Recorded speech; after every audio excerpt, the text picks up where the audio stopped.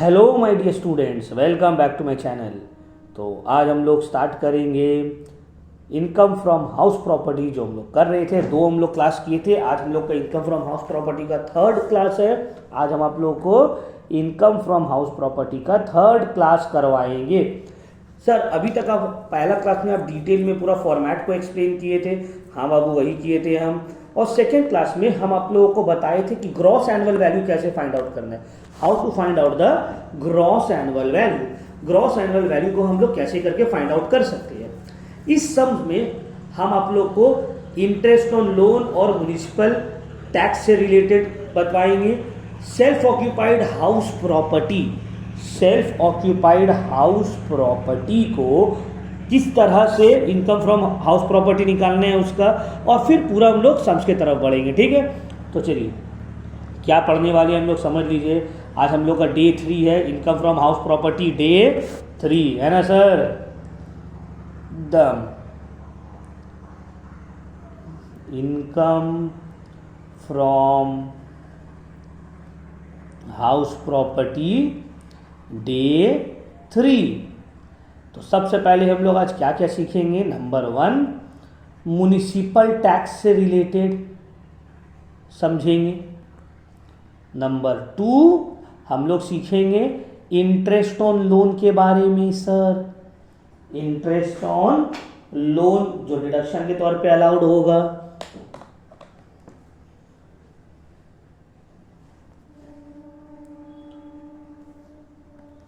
Number 3, self occupied house property का treatment. ये 3 चीज आप लोगों को सिखाएंगे।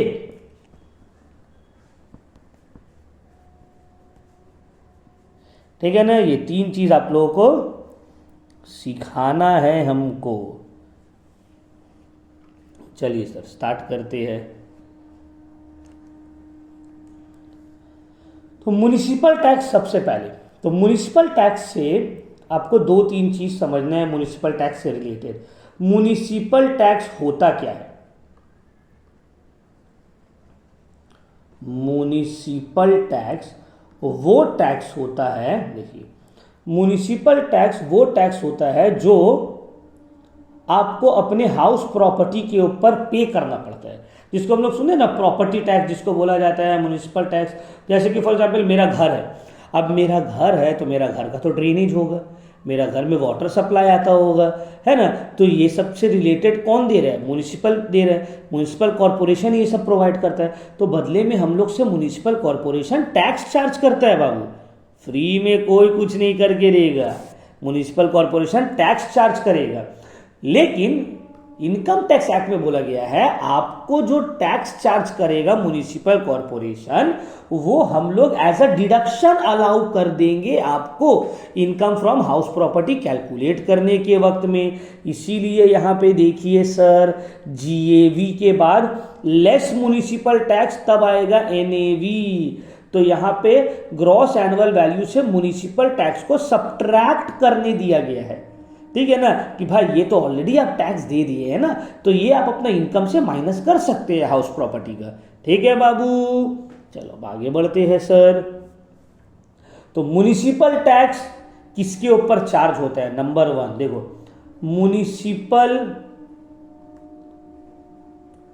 Municipal tax is charged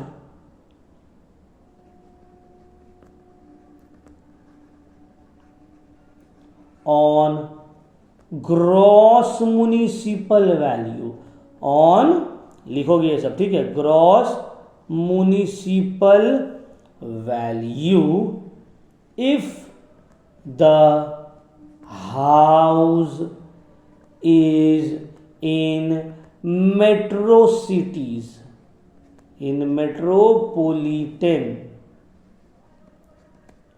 cities। अब मेट्रोपॉलिटन सिटी कौन कौन सा है? इंडिया में टोटल 4 मेट्रोपॉलिटन सिटी है। मुंबई,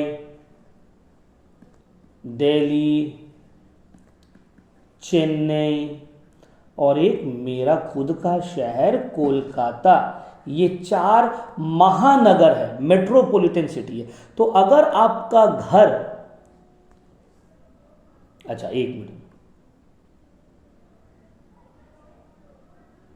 नॉट मेट्रो होगा, ये non metropolitan city.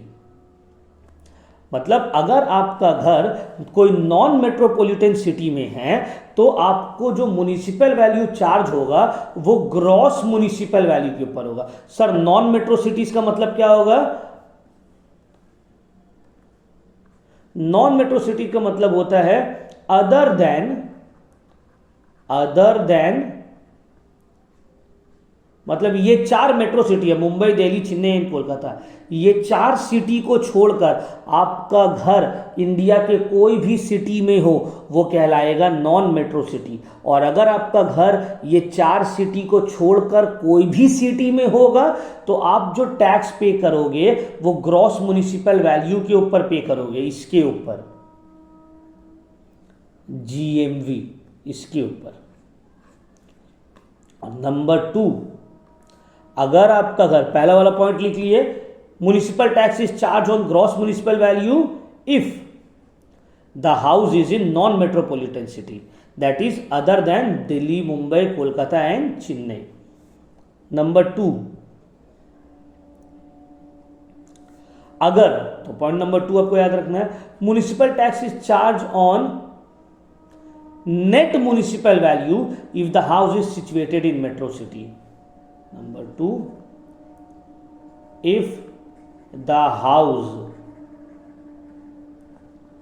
is in metro cities, then municipal tax जो है, municipal tax is charged on net municipal value, NMV, net municipal value, bracket में NMV। ध्यान से समझ लीजिए, ये 2 पॉइंट एकदम बेसिक है, आप इसको पहले ध्यान से समझ लीजिए। म्युनिसिपल टैक्स जो चार्ज होता है तो वो डिपेंड करेगा कि ग्रॉस म्युनिसिपल वैल्यू के ऊपर चार्ज होगा या नेट म्युनिसिपल वैल्यू के ऊपर। ग्रॉस म्युनिसिपल वैल्यू के ऊपर तब चार्ज होगा जब आपका घर कोई नॉन मेट्रोपॉलिटन सिटी में है, और नेट म्युनिसिपल वैल्यू पे तब चार्ज होगा जब आपके घर कोई मेट्रो सिटी में है। अब नेट म्युनिसिपल वैल्यू कैसे निकलेगा? देखो, net municipal value is equal to 90% of gross municipal value. Net municipal value क्या होगा? 90% ऑफ ग्रॉस म्युनिसिपल वैल्यू। मतलब अगर ग्रॉस म्युनिसिपल वैल्यू 1 लाख है तो नेट म्युनिसिपल वैल्यू हो गया 90% of 1 lakh, 90,000।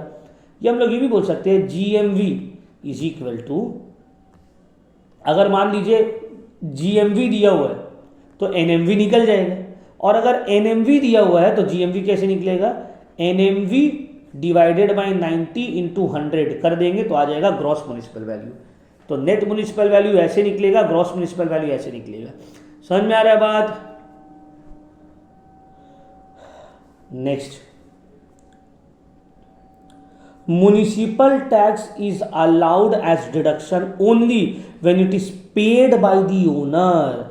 It is not allowed if it is, इसको continue करो, municipal tax is allowed as deduction only when it is paid by the owner of the house property, full stop. If the tax is paid by the tenant, then no deduction is allowed for such payment। क्या मतलब है? देखो, municipal tax deduction तभी allowed होगा जब वो tax जो घर का मालिक है, ओनर है, वही पे कर रहा है। अगर टेनेंट पे कर रहा है तो यहां पे डिडक्शन अलाउड नहीं होगा। ठीक है, तीसरा पॉइंट। चौथा, म्युनिसिपल टैक्स करेंट ईयर का या जो प्रीवियस ईयर का एरियर है उसको एज अ डिडक्शन अलाउड मिल जाएगा, लेकिन अगर म्युनिसिपल टैक्स कोई एडवांस में पे कर रहा है तो वो डिडक्शन अलाउड नहीं होगा। अब देखिए, ध्यान से समझिए, मान लीजिए अभी चल रहा है फॉर एग्जांपल 2025, करेंट ईयर है, 2024 था प्रीवियस ईयर, 2026 है नेक्स्ट ईयर, ठीक है ना, कमिंग ईयर। अब हाउस प्रॉपर्टी जो है 10K जो है इसका म्युनिसिपल टैक्स है, तो 2025 में हम 10,000 रुपया दे रहे हैं करेंट ईयर का, तो टैक्स 10,000 रुपये म्युनिसिपल टैक्स हम पे किए, एज अ डिडक्शन 10,000 रुपये अलाउ हो जाएगा। अगर ऐसा हुआ सर कि 2025 में हम 10,000 नहीं दे रहे, हम सिर्फ 6,000 दे पा रहे, तो municipal tax as a deduction 6,000 allow होगा। क्यों? क्योंकि करेंट ईयर का आप जितना पे किए हैं वो अलाउ हो रहा है। सर हम 6,000 2024 का दे रहे हैं और करेंट ईयर का 10,000 दे रहे हैं, तो टोटल 16,000 हो रहा है, तो पूरा का पूरा 16,000 रुपये municipal tax as a deduction allowed होगा। बट सर हम मान लीजिए 10,000 रुपये 2025 का दे रहे हैं और 5,000 रुपये 2026 का दे रहे हैं, मिला के 15,000 रुपये पे कर रहे हैं, तो क्या 2025 में 15,000 रुपये अलाउड होगा? नहीं सर, ये 5 अलाउ नहीं होगा जो आप 2026 का दे रहे हैं, जो 2025 का आप दे रहे हैं वो एज अ डिडक्शन अलाउड हो जाएगा। मतलब इन शॉर्ट बोलने का मतलब है कि करंट ईयर का जो आप पे कर रहे हैं वो एज अ डिडक्शन मिल जाएगा। अगर पिछला मतलब पहले वाला कोई साल का बाकी था वो भी अगर आप करंट ईयर में पे कर रहे हैं तो वो भी एज अ डिडक्शन आपको अलाउड हो जाएगा। लेकिन अगर करंट ईयर में आप कोई एडवांस ईयर का म्युनिसिपल टैक्स दे रहे हैं तो वो एज अ डिडक्शन अलाउड नहीं होगा। तो यहां बोलने का मर्जी वही है कि municipal tax as a deduction allow होगा जो करेंट ईयर का है। करेंट ईयर का जो भी म्युनिसिपल टैक्स आप पे कर रहे हैं वो एज अ डिडक्शन अलाउड होगा। अगर करेंट ईयर का आप कुछ पे नहीं कर रहे, एरियर है, तो वो अलाउड नहीं होगा। करेंट ईयर में अगर आप पिछला साल का पास्ट ईयर्स का कुछ म्युनिसिपल टैक्स पे कर रहे हैं करेंट ईयर में, तो वो भी एज अ डिडक्शन अलाउड हो जाएगा। बट करेंट ईयर में अगर आप कोई एडवांस आने वाला साल का म्युनिसिपल टैक्स पे कर दे रहे हैं तो वो एज अ डिडक्शन अलाउड नहीं होगा। तो ये वाला पॉइंट ही इसका मतलब है, ठीक है ना, कि payment of current municipal tax और एरियर म्युनिसिपल टैक्स मतलब पिछला वाला साल का municipal tax is allowed as deduction, but advance is not allowed as deduction. अगर आप कुछ एडवांस में दे रहे हैं तो वो अलाउड एज अ डिडक्शन नहीं है, ठीक है। तो म्युनिसिपल टैक्स से रिलेटेड ये 4 पॉइंट आपको याद रखना है। नंबर 1, म्युनिसिपल टैक्स चार्ज होता है ग्रॉस म्युनिसिपल वैल्यू के ऊपर अगर आपका घर कोई नॉन मेट्रोपॉलिटन सिटी में है। नंबर 2, म्युनिसिपल टैक्स चार्ज होता है नेट म्युनिसिपल वैल्यू के ऊपर अगर आपका घर कोई मेट्रो सिटी में है। मेट्रो सिटी का मतलब क्या होता है? कोलकाता, मुंबई, दिल्ली और चेन्नई। ये 2 पॉइंट याद हो गया सर आपको। सर नेट म्युनिसिपल वैल्यू कैसे निकलता है? ग्रॉस म्युनिसिपल वैल्यू का 90% जो होता है वही होता है नेट म्युनिसिपल वैल्यू। कि हम लोग बोल सकते हैं नेट म्युनिसिपल वैल्यू को अगर 90% है तो उसका 100% हो जाएगा ग्रॉस म्युनिसिपल वैल्यू, ठीक है ना। तो देखो ग्रॉस म्युनिसिपल वैल्यू तो जनरली क्वेश्चन में दिया हुआ रहता है, यहां पे इसका 90% मार दोगे नेट मिल जाएगा। हो गया सर 2 चीज। अब और क्या है? तीसरा क्या याद रखना है आपको?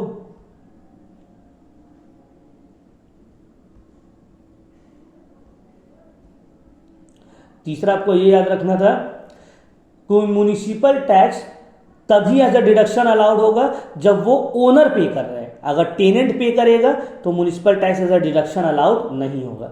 चौथा आपको क्या याद रखना है कि म्युनिसिपल टैक्स करेंट ईयर का या पास्ट ईयर्स का आप पे कर रहे हैं करेंट ईयर में तो वो एज अ डिडक्शन अलाउड हो जाएगा।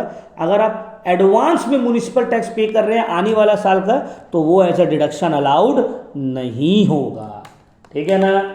यही था आपको म्युनिसिपल टैक्स से रिलेटेड, आपको इतना जानना जरूरी है एकदम, ठीक है। चलिए अब आते हैं, आगे बढ़ते हैं। इंटरेस्ट ऑन लोन वाला मामला ये हो गया, म्युनिसिपल टैक्स समझ गए। अब इंटरेस्ट ऑन लोन,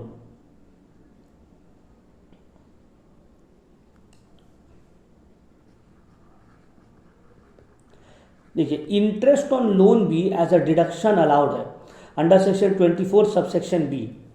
अगर आप जस्ट अ मिनट,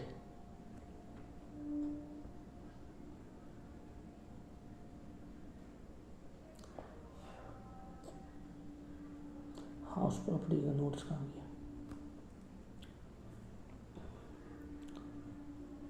देखिए, less deduction under section 24 subsection B interest on loan. अब इंटरेस्ट ऑन लोन के बारे में बोला है, आपका अगर हाउस पहले देखना है लेट आउट है, भाड़ा दिया हुआ है, या आप खुद उसमें रह रहे हैं, सेल्फ ऑक्यूपाइड है। अगर आपका घर आप लोन ले रहे हैं, लोन टेकन फॉर परचेज और कंस्ट्रक्शन ऑफ हाउस प्रॉपर्टी, अगर आप लोन ले रहे हैं परचेज या कंस्ट्रक्शन ऑफ हाउस प्रॉपर्टी के लिए, तो इस केस में लेट आउट में जितना भी अमाउंट ऑफ इंटरेस्ट पे कर रहे हैं कोई लिमिट नहीं है, पूरा एज अ डिडक्शन अलाउड है। लेकिन अगर आप घर खुद के रहने के लिए बना रहे हैं, कंस्ट्रक्ट कर रहे हैं या खरीद रहे हैं, तो इस केस में इंटरेस्ट का पर ईयर 2 लाख रुपया आपको मैक्सिमम डिडक्शन अलाउड होगा। ठीक है। दूसरा, अगर आप लोन ले रहे हैं टेकन फॉर रिपेयर्स, रिपेयर के पर्पस के लिए ले रहे हैं, तो लेट आउट और सेल्फ ऑक्यूपाइड, सेल्फ ऑक्यूपाइड में पर ईयर आपको 30,000 एज अ डिडक्शन। अच्छा, लेट आउट में नो लिमिट है इसमें।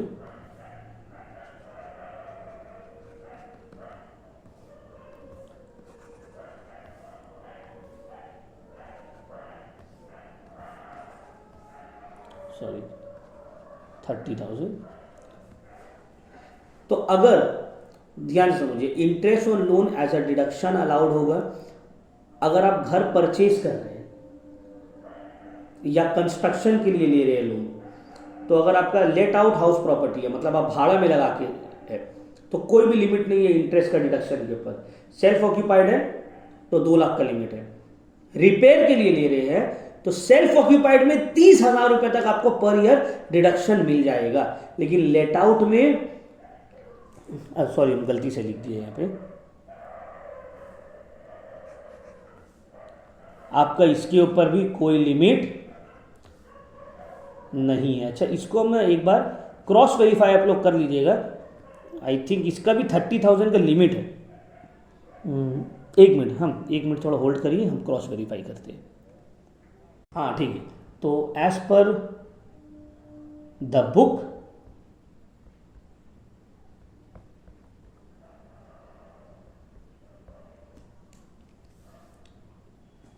It is correct. ठीक है, लेट आउट के ऊपर भी कोई लिमिट नहीं है और सेल्फ ऑक्यूपाइड का है 30,000 rupees if it is taken for the purpose of repairs. तो ये आपको याद रखना है, ठीक है ना। इंटरेस्ट ऑन लोन से रिलेटेड होपफुली आपको क्लियर हो गया होगा। अच्छा देखो, इसका एक और है 1999 से पहले वाला, बिफोर वाला, तो वो उतना आपको डेप्थ में नहीं जाना। देखो, हाउस प्रॉपर्टी को बहुत डिटेल में भी किया जा सकता है, बट क्लास 12 के पॉइंट ऑफ व्यू के हिसाब से हम आपको पढ़ा रहे हैं। 12 में इस तरह का आता है। हाँ, ये बीकॉम वाला रहता तो भी, और हम लोग pre construction period, post construction period में जाते हैं। अब देखो, हमको अपना नॉलेज तो नहीं दिखाना है आपको कि हमको देखो कितना आता है, हम कितना पढ़ा दिए।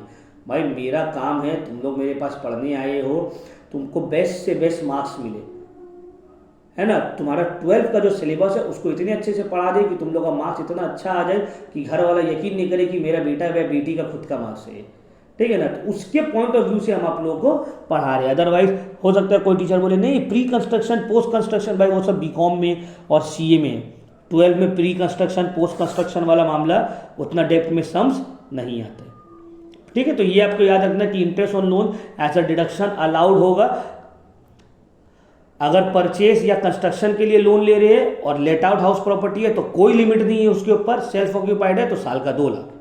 रिपेयर के लिए लोन ले रहे हैं हाउस प्रॉपर्टी का तो लेट आउट के लिए कोई लिमिट नहीं है, सेल्फ ऑक्यूपाइड के लिए साल का 30,000, ठीक है।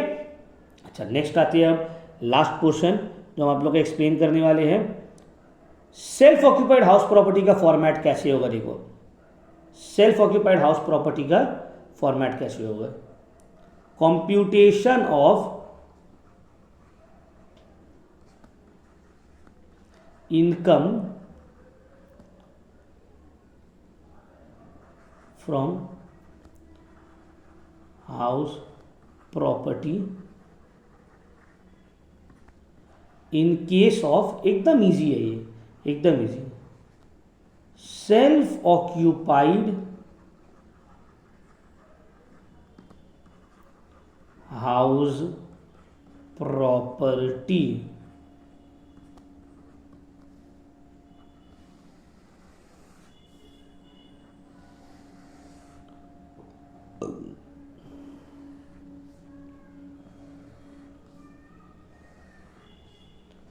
तो देखिए एकदम फॉर्मेट भी छोटा सा, income from house property normal का देखिए 1.5 पेज का फॉर्मेट है ये, जो कहाँ गया ये, एकदम लंबा फॉर्मेट सर, यहाँ से स्टार्ट किए थे आप, तो यहाँ से स्टार्ट किए थे, लिखा लिखा लिखा के दूसरा पेज का आता यहाँ पे वैसा नहीं, एकदम छोटी से, जो बोलते हैं ना अरे ये तो शुरू होते साथ ही ख़त्म हुई है, तो वैसा टाइप का स्टार्ट होगा एनएवी से, नेट सम डायरेक्ट स्टार्ट होगा नेट एनुअल वैल्यू से, और नेट एनुअल वैल्यू इसका कितना रहेगा, हमेशा रहेगा नील, क्या होगा nil, less standard deduction, standard deduction under section 24 subsection B, interest on loan, ए तो होगा ही नहीं क्योंकि एनएवी नील है, तो 30% ऑफ एनएवी आप क्या लिखोगे, इंटरेस्ट ऑन लोन, तो जो भी इंटरेस्ट ऑन लोन रहेगा वो माइनस में लिख के उसको ही नेगेटिव में आएगा, ये हो जाएगा इनकम फ्रॉम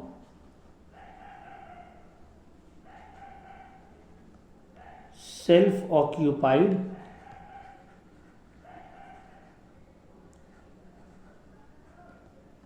हाउस प्रॉपर्टी। तो देखिए सेल्फ ऑक्यूपाइड हाउस प्रॉपर्टी का इनकम या तो जीरो होगा या तो नील, सॉरी नेगेटिव होगा, पॉजिटिव में कभी नहीं रहेगा, क्योंकि एनएवी नील है, इंटरेस्ट ऑन लोन माइनस ही होता है, तो यहाँ तो या तो माइनस वाला फिगर आएगा, या अगर इंटरेस्ट ऑन लोन भी नहीं है तो जीरो जीरो हो जाएगा यहाँ पे। तो जो income from house property self occupied का है वो या तो नेगेटिव होगा या तो जीरो होगा, ठीक है। तो ये तीन चीज आप लोगों को हम एक्सप्लेन कर दिए, होपफुली आप लोगों को समझ में भी आ गया होगा। अगर कोई डाउट होगा तो ये वीडियो तो सिर्फ पेड बैच के स्टूडेंट के लिए, हमसे आप लोग पूछ सकते हैं, कोई चाप नहीं है। चलो हम लोग थोड़ा बहुत सम्स भी करना चालू करते हैं। एनएवी तक का क्वेश्चन करते हैं, तो जीएवी तक का है। अच्छा ये सब आप लोग बनाओगे, ठीक है। जीएवी वाला जो क्वेश्चन है इजी है, ये सब ये देखो होमवर्क, सो बनाना ये सब। जीएवी तक वाला जो क्वेश्चन है सब लोग किए ना। एनएवी वाला क्वेश्चन करते, चलिए हाँ ये वाला क्वेश्चन करते हैं। सम नंबर 7 बोला है from the following particulars compute NAV net annual value of the 2 houses owned by S प्रमाणिक।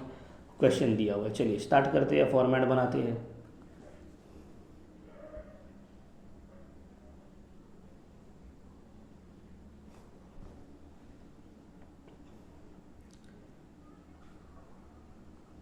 computation of net annual value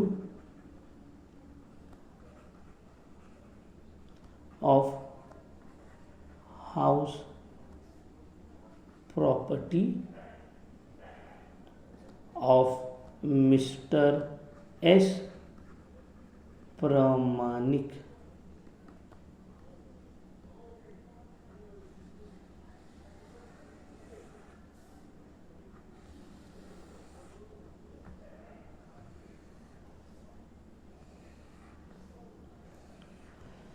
net annual value निकालने, तो ग्रॉस एनुअल वैल्यू तक हम आप लोग को तो सिखाए ही थे, जीएवी तक।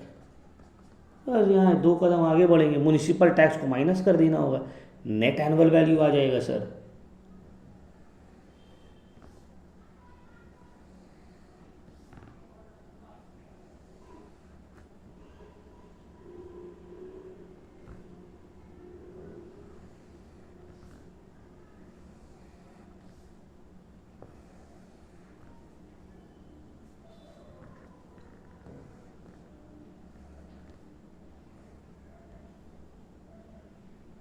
चलो,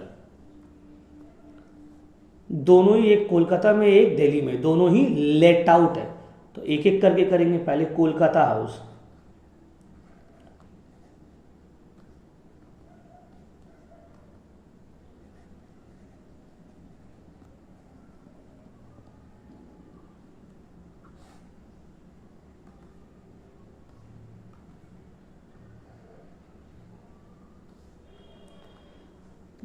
नेट म्युनिसिपल वैल्यू दिया हो, लेकिन हमको तो ग्रॉस चाहिए।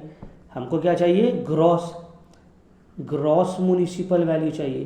क्वेश्चन में तो सर नेट दिया हुआ है। जा, अब कुछ नहीं, अभी तो सिखाए कि ग्रॉस चाहिए, नेट दिया हुआ है तो कैसे निकलेगा।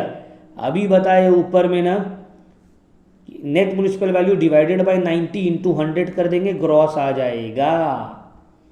तो निकालो, यहाँ दिया है नेट म्युनिसिपल वैल्यू 72,000 है, तो ग्रॉस कितना होगा?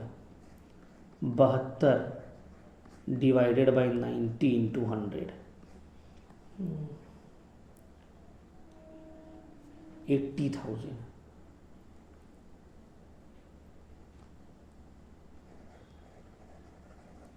Next, standard rent 1,00,000, fair rent 1,05,000।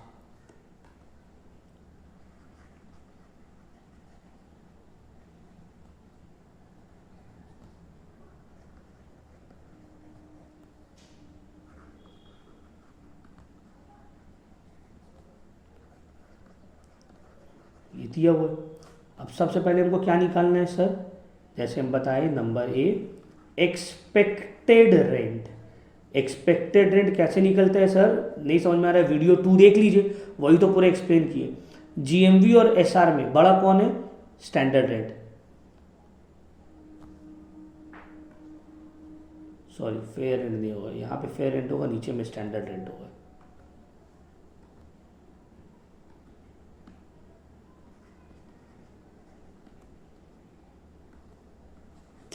लिखने में आगे पीछे हो गया। ग्रॉस म्युनिसिपल वैल्यू, उसके बाद फेयर रेंट, उसके बाद स्टैंडर्ड रेंट। फेयर रेंट है 1,05,000, स्टैंडर्ड रेंट है 1,00,000। तो ग्रॉस म्युनिसिपल वैल्यू है फेयर रेंट, दोनों में से बड़ा कौन है? Fair rent. फेयर रेट है स्टैंडर्ड रेंट, दोनों में से छोटा कौन है? Standard rent. तो जो कि हो गया 1,00,000। ये हो गया मेरा एक्सपेक्टेड रेंट। अब हमको निकालना है रेंट रिसीव्ड। तो रेंट रिसीव्ड दिया हुआ है कितना? 90,200। कितना दिया हुआ है? 90,200। ये है एक्चुअल रेंट रिसीव्ड।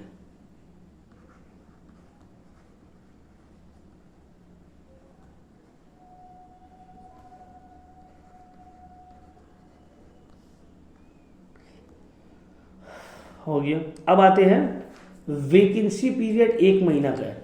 अच्छा, यहाँ पे एक्सपेक्टेड रेंट एक्चुअल रेंट से बड़ा है ना सर? हाँ सर, बड़ा है।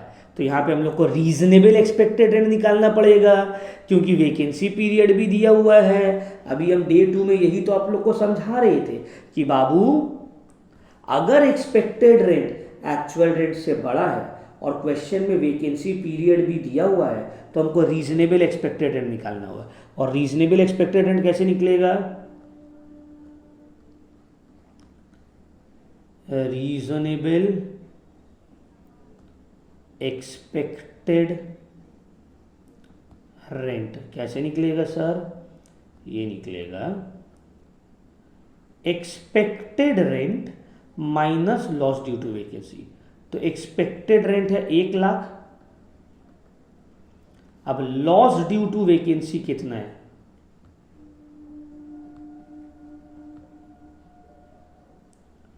अब देखिए, लॉस ड्यू टू वैकेंसी देख लीजिए। मेरे पास 90,200 हमको मिला है और 1 महीने तक घर खाली था, कोई भी अनरियलाइज रेंट नहीं है। मतलब ये जो हमको भाड़ा मिला है ये 11 महीना का मिला है। कितना मिला है? 11 महीना का। 90,200 11 महीना का है, तो 1 महीना का कितना होगा ये आपको निकालना है। 1 महीना का कितना हो जाएगा भाई, बताइए।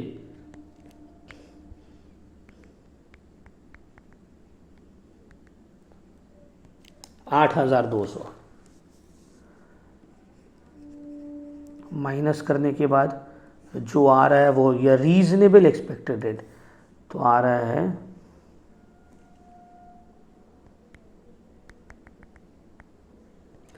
91,800। तो ये 91,800 जो है रीजनेबल एक्सपेक्टेड रेट है। तो अब हम लोग को निकालना है gross municipal value, sorry gross annual value. ये हो जाएगा higher of B and C, higher of B and C. दोनों में से बड़ा कौन है? बड़ा है सर 91,800। अब इसमें से माइनस होगा म्युनिसिपल टैक्स। म्युनिसिपल टैक्स 10% है।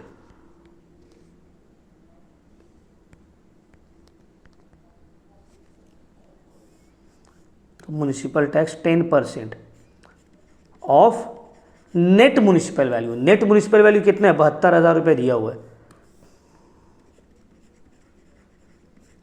तो होगा 7,200 माइनस, माइनस करने के बाद आ रहा है 84,600। ये है मेरा नेट एनुअल वैल्यू। ठीक है, ये है नेट एनुअल वैल्यू। बस यही तक करना था। देख रहे हो? तो अभी कंप्लीट नहीं हुआ बाबू, ये कोलकाता हाउस का निकला है। अभी दूसरा बाकी है, दिल्ली हाउस बाकी है। ये भी लेट आउट है, सेम ही तरीके से बनेगा।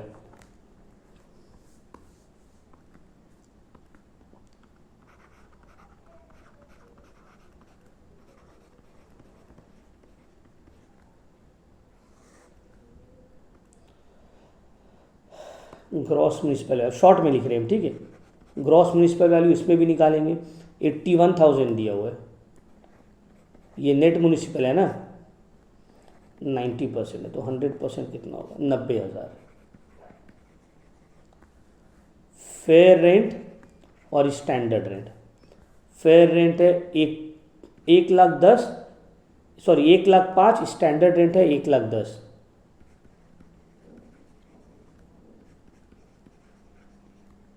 चलो सबसे पहले निकालना है नंबर ए, एक्सपेक्टेड रेंट।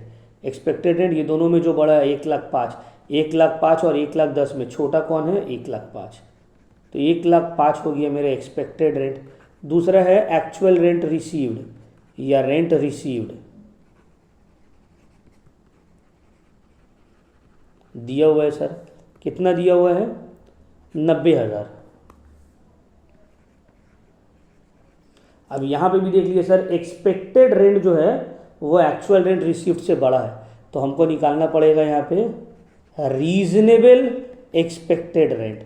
और ये कैसे निकलेगा? ये निकलेगा expected rent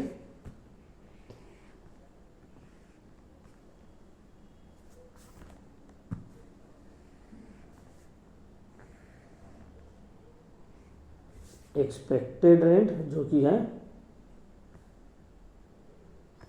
90,000 minus loss due to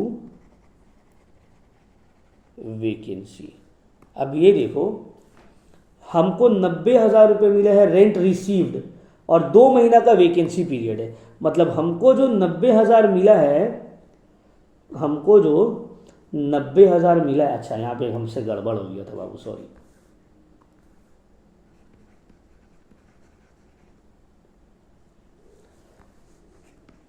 ये है 10 महीना का रेंट, तो 2 महीना का कितना होगा? 18,000 होगा। हम इसको दोबारा से एक्सप्लेन कर दे रहे। देखो, एक्सपेक्टेड रेंट तो यहाँ पे आ गया। जो क्वेश्चन देखो, ग्रॉस म्युनिसिपल वैल्यू और फेयर रेंट दोनों में बड़ा है फेयर रेंट 1,05,000। 1,05,000 फेयर रेंट और स्टैंडर्ड रेंट दोनों में छोटा कौन है? 1,05,000। तो ये हो गया expected rent. Actual rent question में दिया हुआ 90,000। अब देखो, expected rent actual rent received से बड़ा है ना, और जब expected rent actual rent received से बड़ा होगा सर, तो उस केस में हम लोगों को स्टेप 3 बनाना होगा, क्योंकि वैकेंसी पीरियड भी दिया हुआ है। और स्टेप 3 में हम निकालेंगे रीजनेबल एक्सपेक्टेड रेंट। तो यहाँ पे because expected rent is bigger than actual rent received and there is vacancy period, तो हम लोग रीजनेबल एक्सपेक्टेड रेंट निकाल रहे हैं, जिसका फॉर्मूला है expected rent minus loss due to vacancy. तो एक्सपेक्टेड रेंट है 1,05,000, लॉस ड्यू टू वैकेंसी है 18,000, तो 87,000 जो वो है ये है मेरा रीजनेबल एक्सपेक्टेड रेंट। तो बस अब निकाल दो gross annual value higher of reasonable expected rent and actual rent. तो यहाँ पे हो गया 90,000 रुपया, माइनस कर दो म्युनिसिपल टैक्स जो कि है 15% ऑफ एनएमवी जो कि है 81,000।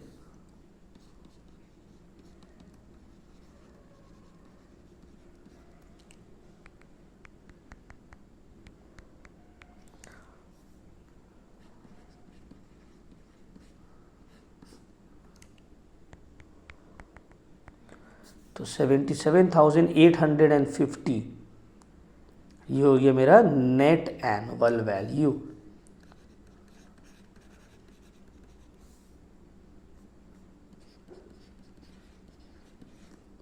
दो हाउस का नेट एनुअल वैल्यू निकाल लिए, देख रहे हो, एक घर का दिल्ली वाला और फिर कोलकाता, सम नंबर 7। ठीक है, चलिए इसको कॉपी कर लीजिए। अब आप लोग के लिए होमवर्क, नेक्स्ट सम नंबर 8, सम नंबर 8 जो आप लोग के लिए होमवर्क है, ठीक है ना, पूरा सेम टू सेम बनेगा। सिर्फ हम एक चीज़ आप लोग को बता दे रहे हैं शॉर्ट में कि यहाँ पे म्युनिसिपल टैक्स जो है 10% के हिसाब से नहीं निकलेगा।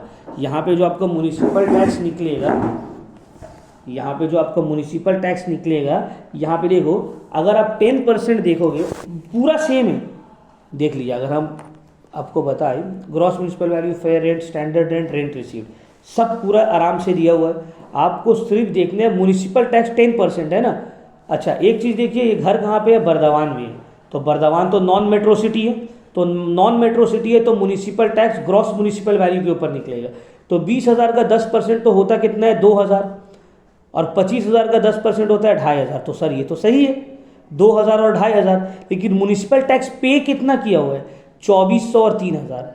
तो हम जो म्युनिसिपल टैक्स माइनस करेंगे ना, तो 2,400 और 3,000 माइनस करेंगे, 2,500 और 2,500 माइनस नहीं करेंगे। क्यों?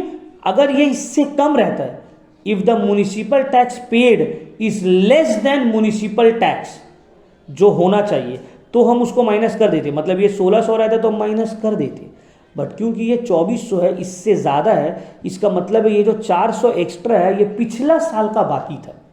तो पूरा सेम होगा, बस म्युनिसिपल टैक्स जब माइनस करने का टाइम आएगा तो 2,400 माइनस होगा और 3,000 माइनस होगा। आंसर हाउस 1 का इतना है, हाउस 2 का इतना है। पूरा सेम फॉर्मेट में आप लोग को उतारना है बाबू, देख रहे हो ना। चलो हम एक घर का करके दिखा भी दे रहे तुम लोग, हम नाम चेंज नहीं कर रहे, बस सिर्फ फिगर उड़ा दे रहे हैं, और एक घर का हम अभी तुम लोग को करके दिखा दे रहे, ताकि तुम लोग का दिल में कोई टेंशन ना रहे। बाकी दूसरा हाउस का जो है वो आपको खुद से बनाना होगा, वो हम नहीं बनाएंगे। अगर कुछ डाउट होगा तो नंबर सबके पास है, ये तो पेड बैच का वीडियो है, आप लोग आराम से मैसेज करिए, कॉल करिए, ठीक है। नेट एनुअल वैल्यू तक ही जो निकालने बोला है ना, देखो हाउस 1 का भी हम करके दिखा रहे।